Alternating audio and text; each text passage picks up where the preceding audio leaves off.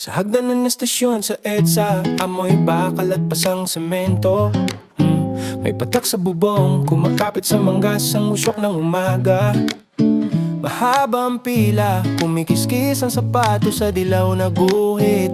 Barya sa palad, bilang na bilang, pamasahe pa rin ang usapan. Sa linyang tatlo, dikit balik at ang tulog at pagod. Papasok pa uwi, bili ng ulam, kuha ng papel sa paalanan. Hindi na lang dagsa ang bantay ng lungsod, pati tornilyo, pihit at oras ng dating ng tren. Siksik ang hininga sa bagon, sa bawat pinto may buntong hininga na nakasinit.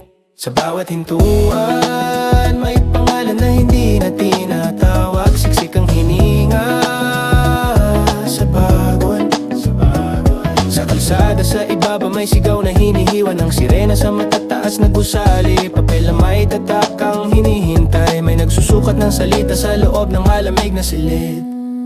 May nagsusunog ng lalamunan sa init ng bangketa, 200. Isang kaba, isang paa sa hukuman, isang paa sa lansangan. Umuulan ng pino pero mabigat sa batok at ang payo. Ang payat na bubong ng nagmamadaling tao. Sa Pasay kumikintaban sa lamin ang bulwagan sa hapon. Mahigpit ang kamayan, marahan ang ngiti. May mga nurerong umiikot sa mesa na parang barya sa hangin. Mula iba yung dagat, may matang tumititik sa ilaw ng syudad.